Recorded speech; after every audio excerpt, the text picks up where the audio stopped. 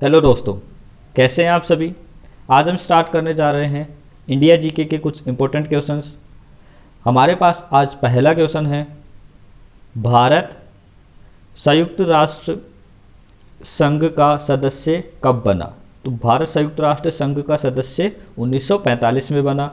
अगला क्वेश्चन है हमारे पास, ताजमहल किसकी याद में बनवाया गया। तो ताजमहल मुमताज़ की याद में बनवाया गया। नेक्स्ट क्वेश्चन है हमारे पास, आरबीआई की स्थापना वर्ष कब हुई।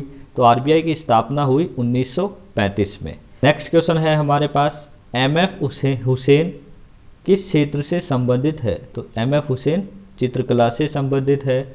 नेक्स्ट क्वेश्चन है हमारे पास, निम्न में से किस खेल में स्टिक की आवश्यकता नहीं होती है। स्टिक की आवश्यकता नहीं होती है। तो चार ऑप्शन में से हमें बताना है कि किस खेल में स्टिक की आवश्यकता नहीं होती है। तो हमारा जो आंसर है वो आंसर है ऑप्शन नंबर ए वाला। ऑप्शन ए क्या है, ट्रेपो लाइन। तो ट्रेपो लाइन खेल में हमारे पास स्टिक की आवश्यकता नहीं होती है। नेक्स्ट क्वेश्चन है हमारे पास, वृद्धि के लिए अधिकांश केशिकाएं विभक्त होती है। कोशिकाओं के विभाजन की ये प्रक्रिया क्या कहलाती है। ठीक है, केशिकाएं जो विभक्त होती है, कोशिका विभाजन की ये प्रक्रिया क्या कहलाती है। तो ये प्रक्रिया कहलाती है सूत्री विभाजन। जो अर्धसूत्री विभाजन या समसूत्री विभाजन होते हैं ना, उसमें ये कौन सा विभाजन है, सूत्री विभाजन कहलाता है। ठीक है, नेक्स्ट क्वेश्चन है हमारे पास, रामचरितमानस का लेखक कौन है। तो रामचरितमानस का लेखक तुलसीदास जी है। नेक्स्ट क्वेश्चन है हमारे पास, किसी पिंड के द्रव्यमान व वेग का गुणनफल क्या कहलाता है। तो द्रव्यमान और वेग का गुणा क्या कहलाता है, त्वरण कहलाता है। नेक्स्ट क्वेश्चन है हमारे पास, 2011 की जनगणना के अनुसार किस राज्य की साक्षरता दर सर्वाधिक थी। तो 2011 के जनगणना के अनुसार केरल राज्य की साक्षरता सर्वाधिक थी। नेक्स्ट क्वेश्चन है हमारे पास, चंडीगढ़ को किस कारण से केंद्र शासित प्रदेश घोषित किया गया। तो चंडीगढ़ को राजनीतिक व प्रशासनिक महत्व के चलते हुए केंद्र शासित प्रदेश घोषित किया गया।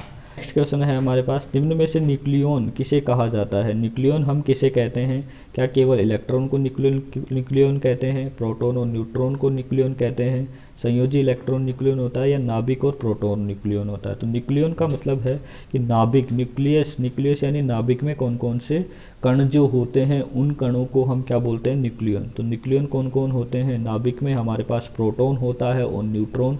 तो इसलिए ऑप्शन नंबर बी राइट हो जाएगा आपका इस सवाल के अंदर।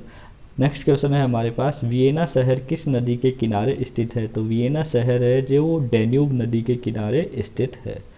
नेक्स्ट क्वेश्चन है हमारे पास, किसी राज्य के पदासीन राज्यपाल की उसके कार्यकाल के दौरान अगर मृत्यु हो जाए तो उस राज्य में उसके पद के निर्वहन के लिए किसे नियुक्त किया जाता है। राज्यपाल की अगर मृत्यु हो जाती है तो उसके स्थान पर किसको राज्यपाल बनाया जाता है। तो राज्यपाल किससे बनाया जाता है, उस राज्य के, जिस भी राज्य में राज्यपाल की मृत्यु हो जाती है उस राज्य के उच्च न्यायालय के मुख्य न्यायाधीश को क्या बनाया जाता है, कार्यकारी राज्यपाल बनाया जाता है। अगला क्वेश्चन है हमारे पास, भारतीय अर्थव्यवस्था की सांख्यिकी संबंधी विवरणिका का प्रकाशन किस संस्था के द्वारा किया जाता है। तो भारतीय अर्थव्यवस्था की सांख्यिकी संबंधी विवरणिका कौन जारी करता है, आरबीआई के द्वारा जारी किया जाता है। अगला क्वेश्चन है हमारे पास, एकल आवर्ती की ध्वनि क्या कहलाती है। तो एकल आवर्ती की ध्वनि टोन कहलाती है। ठीक है, एकल आवर्ती की ध्वनि टोन कहलाती है। निम्न में से जैविक रूप से अपघटित होने वाला पदार्थ कौन सा है। जैविक रूप से किसको अपघटित किया जा सकता है। तो क्या कॉटन, पेपर, लकड़ी और टिन। तो इसमें से जैविक रूप से किसे अपघटित किया जा सकता है, ऑप्शन नंबर डी राइट हो जाएगा आपका। इसमें टिन को हम जैविक रूप से अपघटित कर सकते हैं। नेक्स्ट क्वेश्चन है हमारे पास, पुरुष और स्त्री के मेल से बना भगवान शिव का रूप क्या कहलाता है। ऐसा रूप जिसमें पुरुष भी हो और स्त्री भी हो, तो भगवान शिव का ये रूप क्या कहलाता है, अर्धनारीश्वर कहलाता है। नेक्स्ट क्वेश्चन है हमारे पास, निम्न में से कौन सा देश एशियाई खेलों का हिस्सा नहीं है। तो इनमें से चार ऑप्शन आपको दिए गए हैं, इन चारों में से बताना है कि कौन सा देश एशियाई खेलों का हिस्सा नहीं है। तो एशियाई खेलों का मतलब ऐसा देश जो एशिया में आता हो। एशिया में कौन कौन सा देश नहीं आता है, तो एशिया में हमारे पास आंसर नंबर जो डी है, मतलब मिस्र जो है वो एशिया में नहीं आता है, इसलिए एशियाई खेलों में नहीं पार्टिसिपेट करेगा। अगला क्वेश्चन है हमारे पास, जम्मू और कश्मीर का संविधान कब लागू हुआ? तो जम्मू और कश्मीर का संविधान है वो अलग से संविधान बना था, तो इसलिए ये लागू हुआ था 26 जनवरी 1957 में। नेक्स्ट क्वेश्चन है हमारे पास, दिल्ली से संबंधित विशेष प्रावधान संविधान के किस अनुच्छेद में दिए गए हैं? तो दिल्ली से संबंधित जो विशेष प्रावधान है वो किस संविधान के किस अनुच्छेद में है? अनुच्छेद 239 में है। नेक्स्ट क्वेश्चन है हमारे पास, निम्न में से कौन सा खिलाड़ी कुश्ती से संबंधित है? कुश्ती से संबंधित कौन सा खिलाड़ी है? किदाम्बी श्रीकांत, नीरज चोपड़ा, पीवी सिंधु तो या विनेश फोगाट? तो हमारा आंसर जो है वो ऑप्शन नंबर बी हो जाएगा, विनेश फोगाट। नेक्स्ट क्वेश्चन है हमारे पास, 1968 में कृषि में हरित क्रांति की प्रभावशाली प्रगति को आधिकारिक तौर पर दर्ज करने के लिए पहली फसल कौन सी है? ठीक है, तो वो फसल है हमारे पास गेहूं की फसल। लक्षद्वीप केंद्र शासित प्रदेश निम्नलिखित में से किस राज्य के उच्च न्यायालय के अधिकार क्षेत्र में आता है? लक्षद्वीप जो है वो किस राज्य के अधिकार क्षेत्र में आता है? तो इसका आंसर हो जाएगा केरल राज्य के अधिकार क्षेत्र में। ठीक है, इसका मतलब क्या पूछा जा रहा है कि लक्षद्वीप का अगर लक्षद्वीप से रिलेटेड कोई भी मामला होता है तो वो केरल उच्च न्यायालय में सॉर्ट आउट होता है। अगला क्वेश्चन है हमारे पास, माउंट एवरेस्ट किस हिमालय क्षेत्र में स्थित है? तो माउंट एवरेस्ट जो है वो महान हिमालय क्षेत्र में स्थित है। वित्तीय घाटे का अर्थ क्या होता है? वित्तीय घाटे का क्या अर्थ होता है? क्या बाह्य उपचार, मुद्रा का मुद्रण, बाह्य ऋण, उपरोक्त सभी?